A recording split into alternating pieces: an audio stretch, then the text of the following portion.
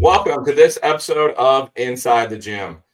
For this podcast, as you know, if you've seen other episodes, it's all about the gym owner and trying to educate you guys on things that I've learned and introduce you to people that I've met along my journeys to hundreds of gyms and help them share their knowledge of how they've become so successful to help make you guys better successful.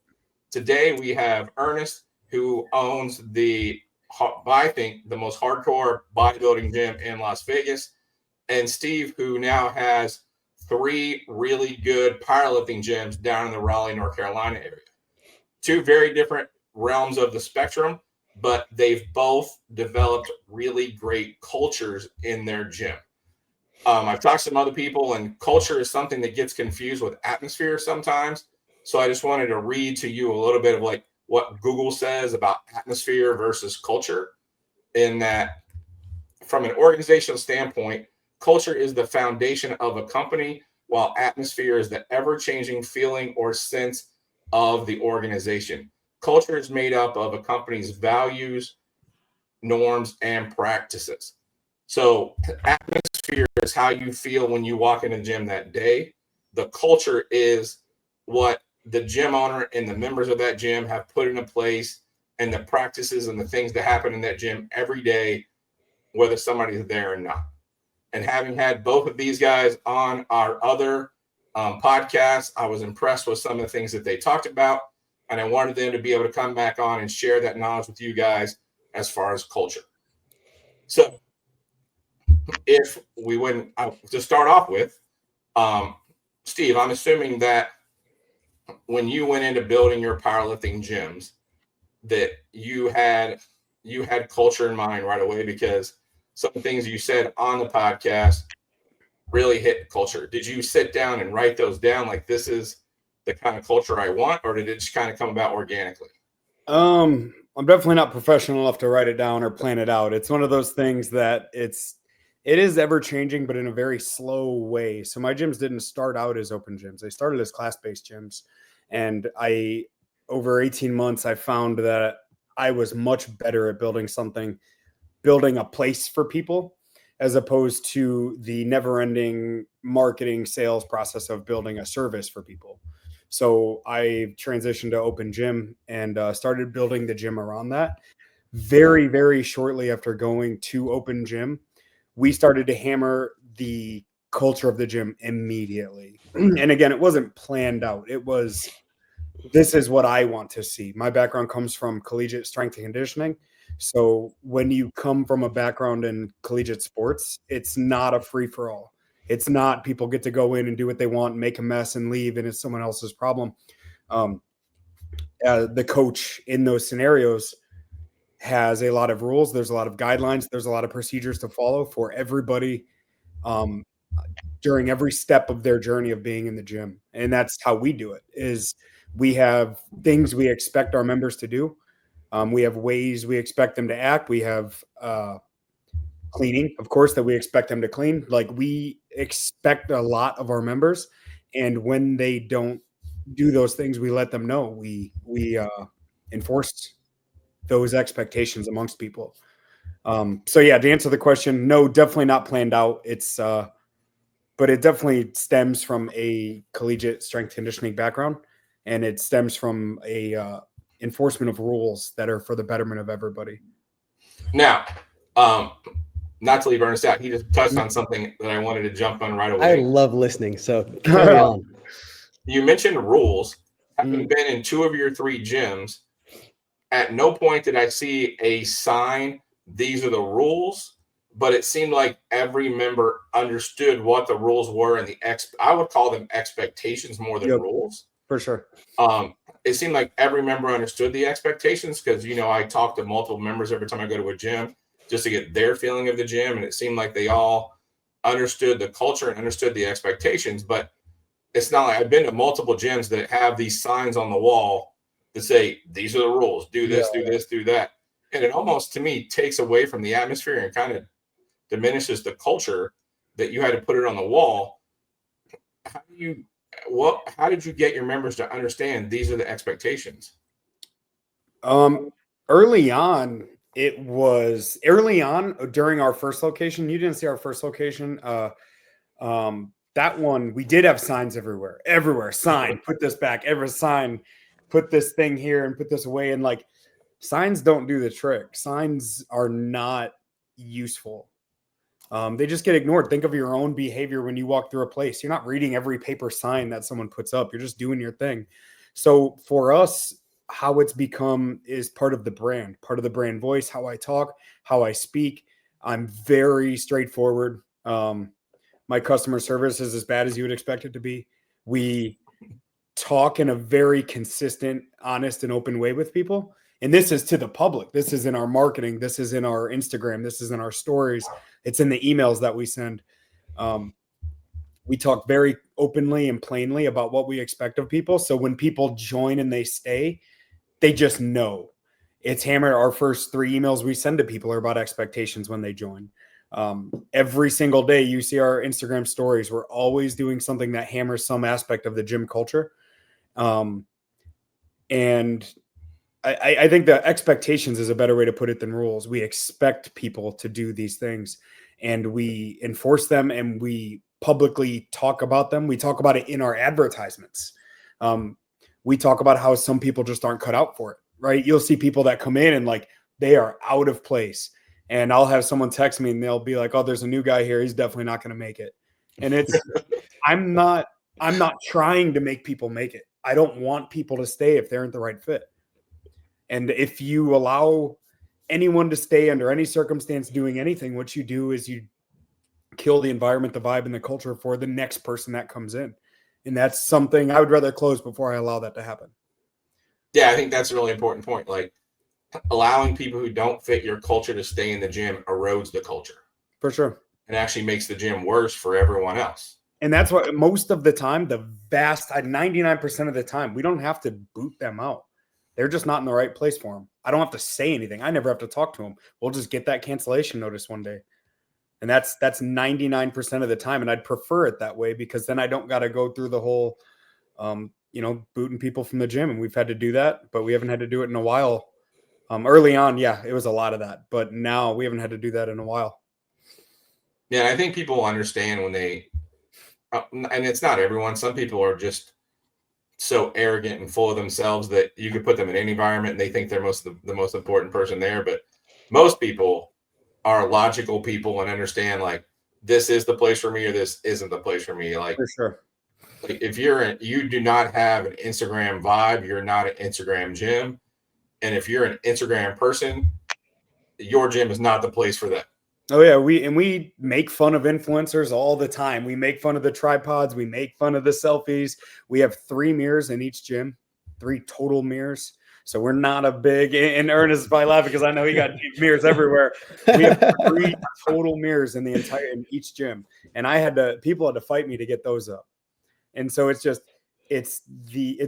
built our gyms purposely for people that want to enjoy the process of working out in peace in a clean environment with good equipment, not too crowded, and avoid that influencer vibe, even though our new gym has the influencer look to it.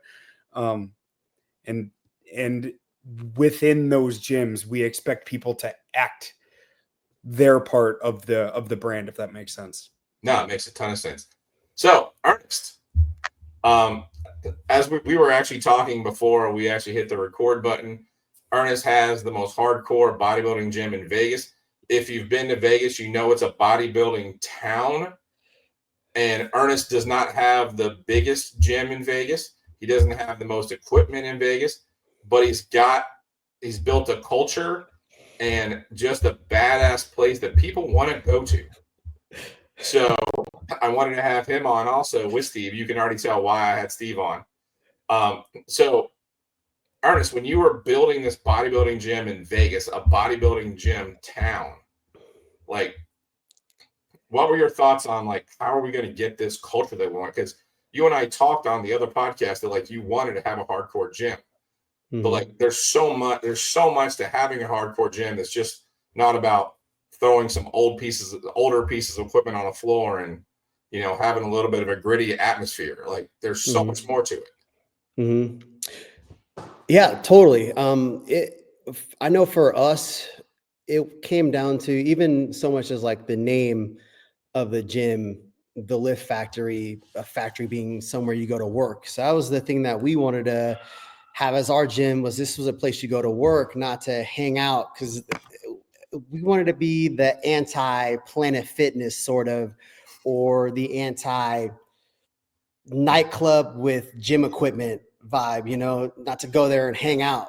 It was, and one of our things is when you go to our gym, the front area is cardio, and then you go through a threshold, and that's the lifting area. And we painted the inside of that like lime green, and we wanted it to be bright and noticeable that when you pass through this threshold, it's time to go to work. Right? You can hang out and talk in the lobby and the seats. That's cool. But when you pass this threshold, it's time to go to work. And so that was, we included a bunch of little things like that to kind of create that culture, create that environment. And even the price point of our memberships, we wanted to price it high enough to where you didn't just get any and everybody to come in because it's $10. So why not, And so even the color scheme, it being a little bit darker with the blacks and the grays, it gives a little bit of that basement sort of dungeony vibe, And so, and also the murals of a bunch of the top bodybuilders and power lifters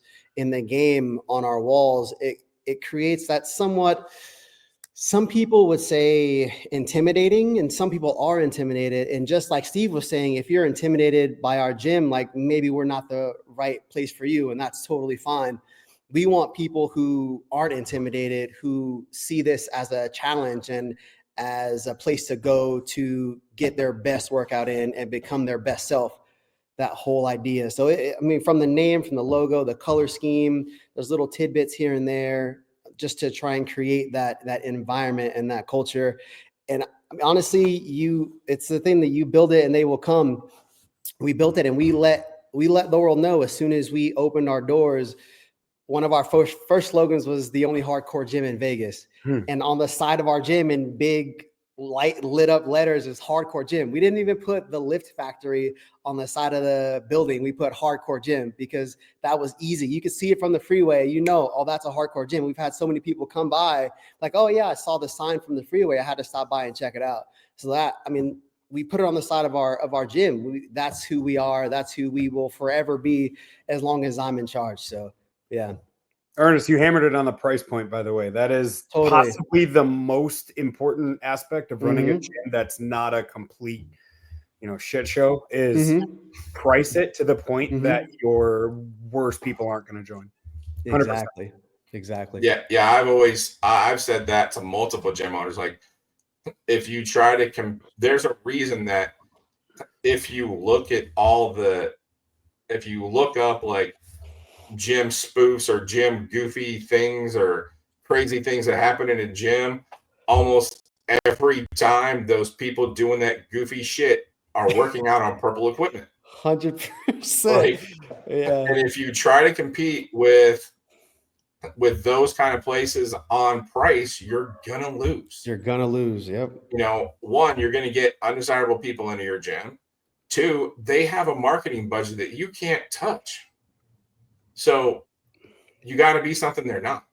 That's a big part of our marketing, is actively in the first two sentences of almost every ad I run. Are you tired of Globo gyms? It's always in the very first paragraph of every ad I run. Are you tired of Globo gyms? Are you over Globo gyms? Are you ready to go to a gym that doesn't have 17 TVs with the news on each one? Like, we actively market with those things. And I think that it goes back to us getting the right people, is we tell them exactly who we are before they even step foot in the facility. So there's no surprises with us. That's awesome. And it's, Steve, you brought up that you only have 3 mirrors in each gym, and you kind of chuckled that Ernest probably had a bunch of mirrors, but for a bodybuilding gym, you actually don't have that many mirrors. Oh, nice. We could have a lot more. That's for sure. That's a fair statement. Yeah, it's not about bodybuilding gym with like mirrors everywhere. Like, that is not your vibe. It's not your culture. It's obviously not, you're obviously not trying to track that Instagram vibe. And don't get me wrong, I've been to a lot of really badass, cool Instagram vibe gyms, and I like working out there, but that's not your gym. No, and in the beginning, when we first opened up, there weren't many gyms like ours, and we did attract a ton of influencer like people in those first few years, especially when the Olympia was in town. But now there's some other gyms that are opened up, and they're a little more flashy than we are. And look, I'm totally fine with that, man. Like I like our crew, like the people that we have that come to our gym, our day-to-day people, our day one people, the influencers that come and go. I don't care. I don't care. I cater to the people that come every day, right? That are paying their membership prices, right? Those are the people that I want to make sure are happy. So if some influencer or somebody says they want something or something like that for whatever, like our members come first. That's essentially it. And that's not saying that there's anything wrong with having it more of an influencer vibe. No, not at all. That's what you want, and that's what you're going for. Do you? Those people create thousands of dollars of advertising for their gyms every day. So there's nothing wrong with that. And I didn't want anyone to think that I thought those kind of gyms were bad because I have two guys on talking about culture that are the opposite of that. I had these two guys on because they've built really easy to define cultures. Like you don't walk into the gyms and go, I wonder what the culture is here. You walk into the gyms and you go, I obviously know the culture here. I know how I'm supposed to behave. I know what's going to go on here. And honestly, you walk in there and you go, like, shit's about to get real. Like in both of these gyms, like it's not like it is not a place that you go and you know what, we're going to go light today. This is not we're going to light today gyms. Yeah. So one of the things that like I've talked about a lot after the podcast you and I had, Steve, and after you and I had talked on the phone a few different times, was your mentality that the most important person in the gym is the one that comes in after you. Could you talk to that a little bit? Yeah, I think that defines the expectation of the clients in terms of what they do daily. Whether it's 1 minute after they get there and being mindful of the equipment you're using, being mindful of how much space you're taking up, or whether it's 7 hours after you and you rack your weights, right? So I think it just comes back to a general courtesy for people. But the way I try to put it to our members so they clearly understand is there's other people in this gym besides you, and I care about them too. So you need to do your part to make sure they feel comfortable. If you don't, this ain't the place for you. And that's one of the non-negotiables to going to the gym is making sure that you do your part, and then the next person does their part, and the next person does their part. And collectively, the gym is great for people 24 hours a day. If every person comes in and it's a free for all and no one puts their weights back and there's bars all over, if everyone does that, it turns into a collective mess immediately in no time. If you have no culture, no expectations, and you just rely on, staff or people to pick up after the next person, every person's experience is going to suck, and you as a business will be out of business quickly. So like part of the reason embracing these expectations on your customers is so important. A big part of it is a business decision. It's not just like I'm doing this because I need this to be good for everyone. Yes, I need this to be good for everyone, but I also need the gym to be good for everyone so I can stay open another month and so that they have a place to train. And I think that's also part of it is small business, right?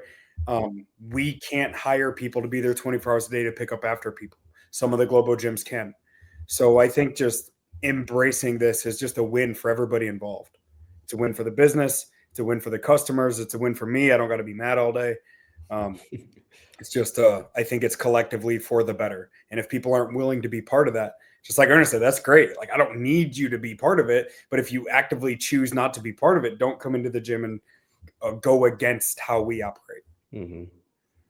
Yeah. Speaking of that, Ernest, have you had that experience very often where people came in and they just weren't a good fit And did they learn very quickly to like, it was time to move on, or did you very often have to like let them know it was time to move on? We've had people come in that maybe weren't a good fit, but were open-minded enough that when we talk to them about whether it be putting weights away, maybe being a little bit cleaner with the chalk or the baby Oh my powder, God. stuff like that. Yeah. Mute Like, myself listen. now. I don't even want to hear the word chalk. Oh my God. We wanted to be, because the gym that I trained at before, it wouldn't let you have chalk. And I thought it was a bummer, right? So we wanted to be like one of the only gyms that you can have chalk. And, you know, that was like one of our things. And you give them an inch, they'll take a mile, man. And some people go crazy, but, you know, I can't say that I haven't had anybody who didn't listen at least and understand what we were trying to do and what we were trying to create and fall in line. I don't think I've never had to ask anybody to leave. I haven't done that directly. So that's never been a problem for us or for me. Um, one of the other things I was impressed with both of your gyms was we've talked about how they're both hardcore places, and the culture is that when you walk in, you're walking into a place that it's time to get to work.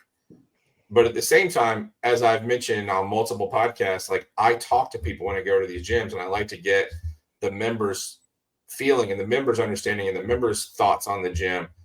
And in both of your gyms, your members were very friendly. Like, I've been to some gyms where, and often, and honestly, sadly, it's often more times like if I'm stuck and I have to go to, I'm traveling and I had to go to a corporate gym. Mm-hmm. That's where you run into some of the rudest people on the planet. Mm. But in both of your gyms, every person I talked to was super friendly, and you know I was courteous and I waited till they were in between their sets, and I wasn't an ass and interrupted their sets or anything like that. But and some of the people like came up and like, hey, like in your gym, Ernest, somebody came up and like, hey, I haven't seen you here. Like, is there anything I can help you with, or do you have any questions, or you know, like people are like actually like seeking out to make sure that people are comfortable in the gym. How did you? What did you do something to like create that culture? I mean, we talked about the hardcore part, but like, how did you get the hardcore and the friendly part? Oh, I think for the most part, the people, a lot of times you'll see like the biggest guy in the gym is people think it's the most scariest, but he's the most friendly. It's a lot like a bunch of the huge top bodybuilders that I've met have been super cool people.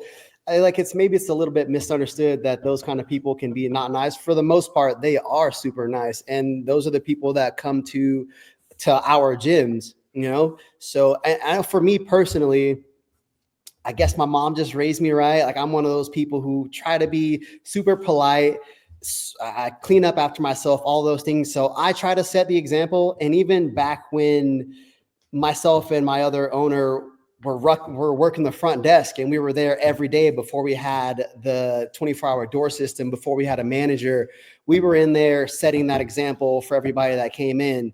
And so it's that snowball effect, right? You set that example, people see. Whenever I'm in the gym working out, I always clean up after myself. When I go in, I say what's up to everybody.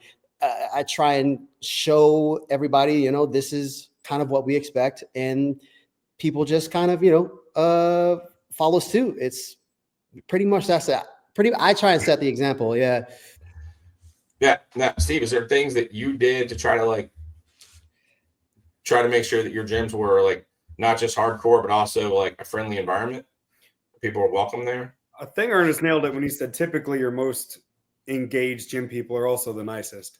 Mm-hmm. And like if you're joining a private gym that is small, two of my three are under 3,000 square feet. One is just, you went to the bigger one, it's just over 4. So they're not big. If you're joining a gym like this, it's a little more of an intimate space. And you are finding it that's a place you like. Typically you're going to be a good person. It's this self-selecting process of people.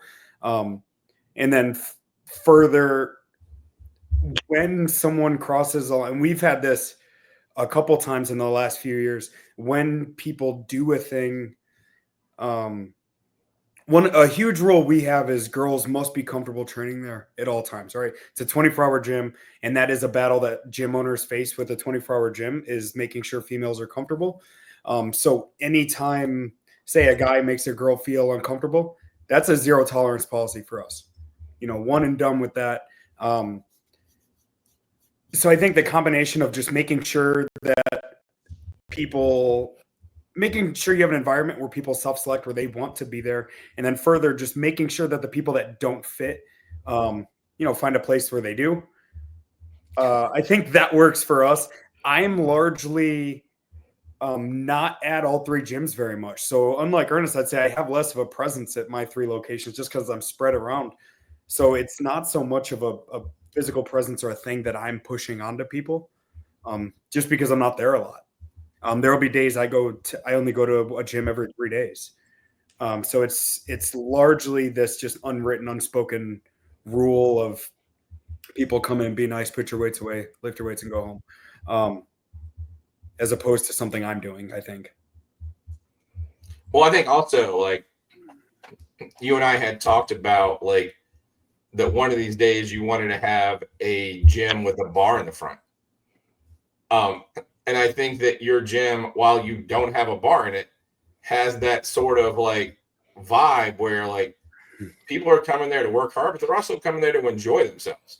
And I think that like you do set that sort of environment or that culture, like that, yeah, this is a place where you can come and you should work hard, but it's also a place that you should enjoy being.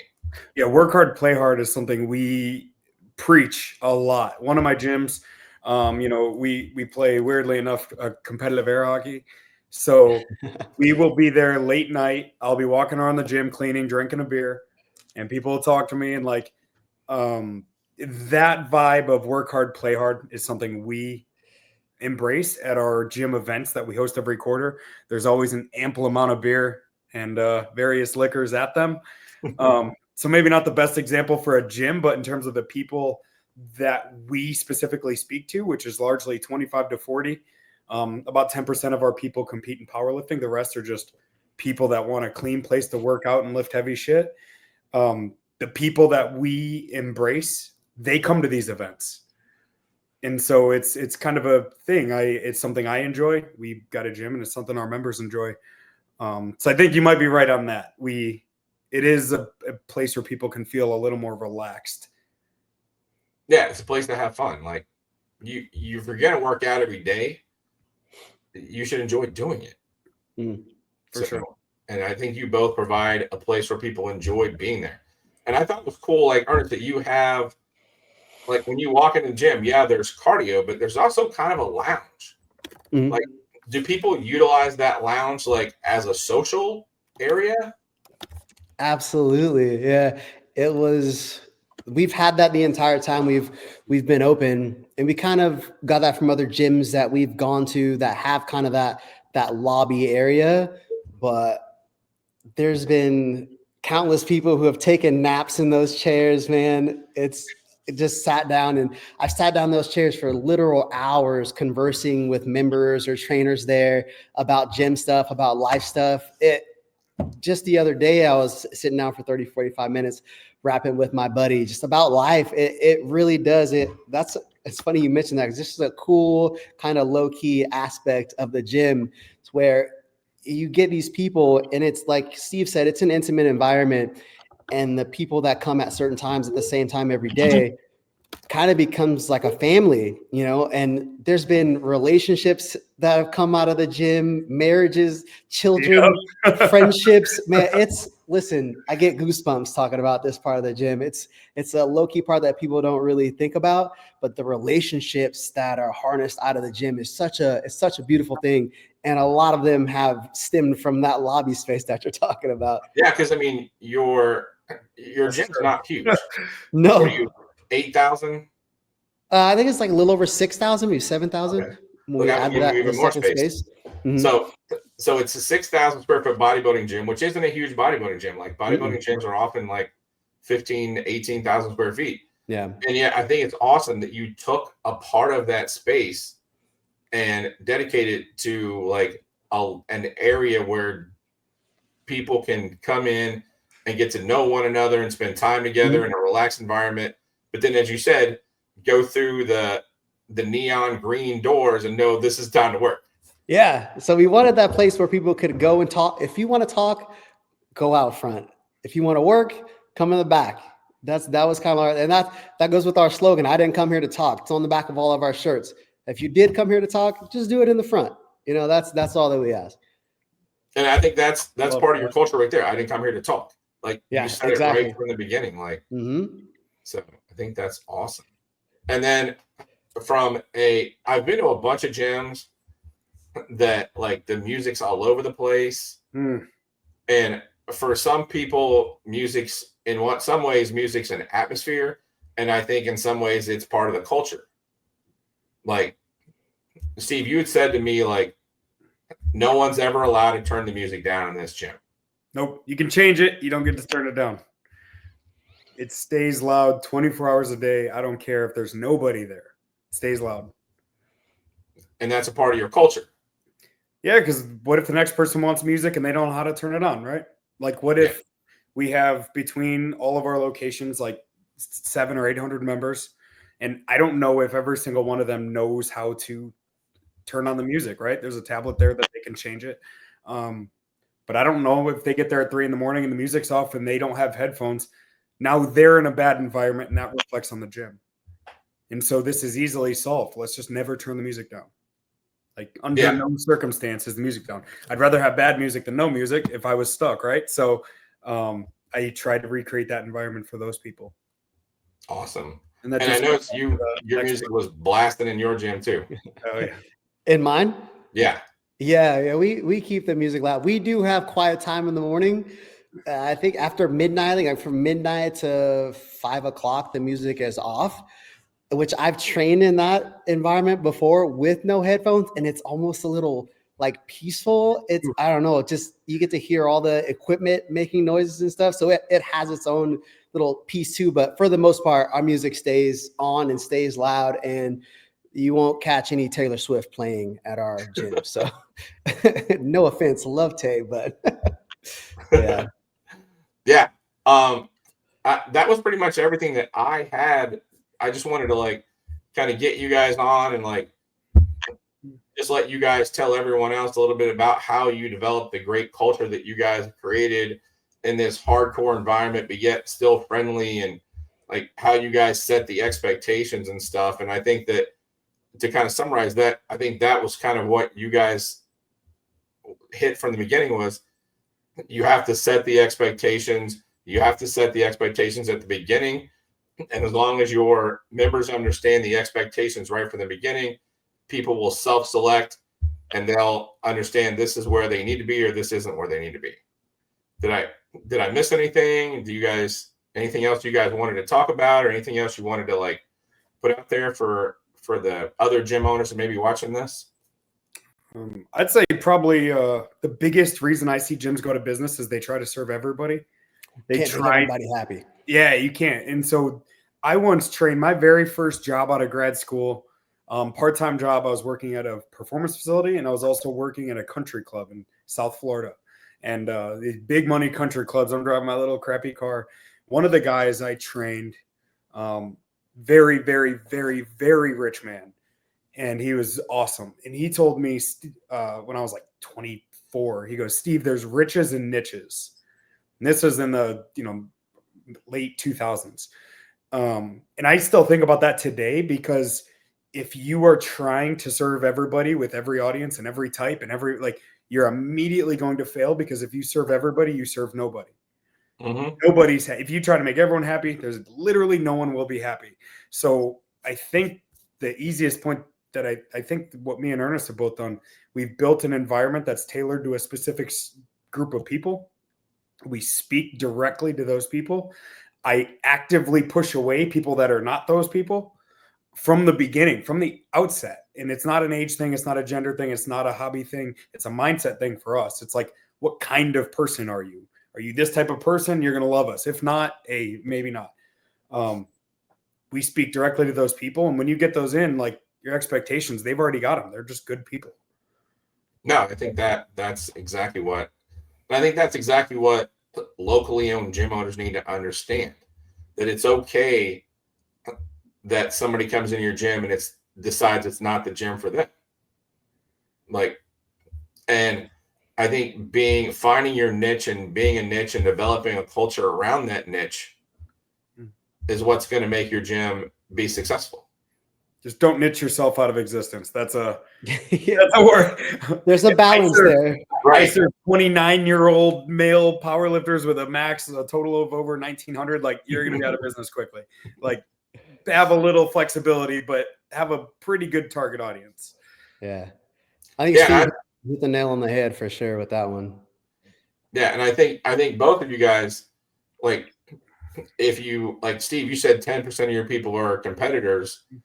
And I'm assuming, having been to your gym just once, Ernest, you probably, it may be a little more than that because it's Vegas. Compete. But you probably have the bigger percentage of your people who just want to come train hard and don't compete. Totally. Yeah. A vast majority of our people don't compete in powerlifting or bodybuilding, but they just like to lift weights. And that's me. I've never competed before. I don't really have a desire to step on the stage. I like cheesecake too much. But I like lifting weights. It's in my bones since high school. Like I mentioned on the first podcast, since high school, I've loved that environment, that culture, the gym and lifting weights and pushing myself and doing hard things. It's built into my code at this point. So that's pretty much it for me. Awesome. So I thank you guys both. And I appreciate you guys coming on. I think this was a great episode. I didn't have anything else. Thank you guys. Awesome. Thank you for having me. If you enjoyed this podcast, please hit the like button and subscribe to our channel for more great content.